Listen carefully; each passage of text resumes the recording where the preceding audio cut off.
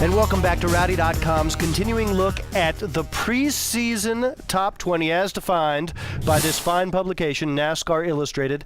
I'm Buzz Cutler for Rowdy, and with me today is staff writer for Sporting News, Reed Spencer. He's also the lead writer for the Sporting News NASCAR Wire service, which puts out all kinds of great NASCAR content on a daily basis. And Reed, you and I are tasked with discussing the prodigal son himself, everybody's All-American, the enigmatic Dale Earnhardt Jr. Now, at the Hendrick Motorsports Media Tour stop, I talked to Steve Letarte, and Steve basically said to me, I wish people who don't know Dale Jr. would stop trying to figure out what's wrong with Dale Jr. But Reed, what's wrong with Dale Jr.? Well, what's wrong with him first and foremost, and in simple terms, is that he's been away from victory lane so long that he doesn't even know how to find it anymore. He hasn't won a race since June 2008, other than the Wrangler car race that he won in the Nationwide Series last July at Daytona. With that exception, he hasn't been to victory lane. He hasn't been close to contending for a championship, and he hasn't been close to making a chase. So all those things are wrong. The question is, how do we fix them? And Rick Hendrick, among other things that he was trying to do with his driver moves to different shops with different crew chiefs, announced 2 days after the season was over. One of the objectives was to get Earnhardt with Steve Letarte, a crew chief that is, everyone says, is a cheerleader, has a positive attitude, is a staunch defender of Earnhardt, as you said, as opposed to being the guy that was defended when he was with Jeff Gordon, because Jeff Gordon always came to the defense of Steve Letarte, the crew chief.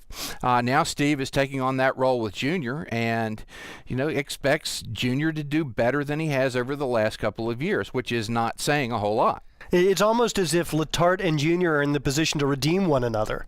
It could well be, and the fact that Junior himself is moving out of what was the 588 shop into what is now the 4888 shop.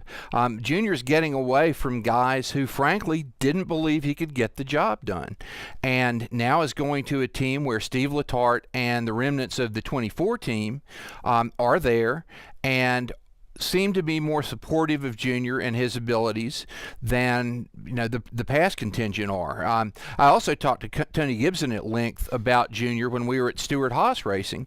Tony Gibson has a history with Junior as car chief on the 8 car when he was at DEI, and Tony Gibson is a guy who believes in Junior, said absolutely the guy has enormous talent, he can get the job done, and he expects Steve Letarte to be more or less the magic potion that helps Junior get back to victory lane.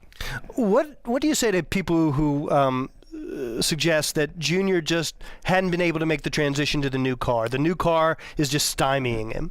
Well, as Junior himself said in his brief appearance in Las Vegas for the Myers Brothers luncheon there, when he was awarded his umpteenth most popular driver of the year award, he said, there were times when the car felt right to me. When he was at DEI, he drove the wheels off it back in 2007, but for 6 engine failures, he would have made the chase that year.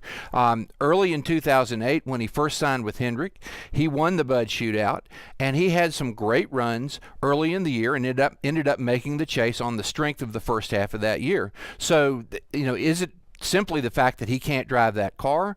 I think it's more, in his words, the fact that he has not found a comfortable setup yet at Hendrick Motorsports over the last 2 seasons.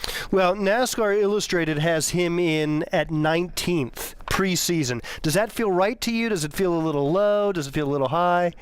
Actually, I mean, if you want a bold prediction, I think Dale Jr. makes the chase this year. Really? I really do, because I think NASCAR needs him to make the chase this year, and I think that Hendrick is going to throw all the resources in the world at getting him in the top 12 by the end of the season. I think proximity to the 48 car and all the magic that Chad Knaus can work with that team is going to rub off on Junior to some extent, and I think having Stevie Letarte with him is going to make a difference. So, yes, I think, as Brian France said, it would be great if he could win some races. So I think maybe we're going to see that. And I think maybe we're going to see that as early as the Daytona 500.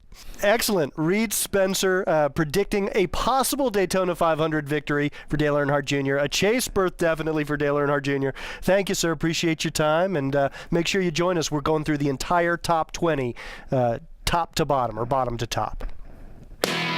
Rowdy.com. Say it like it is. Say what like it is? Rowdy.com.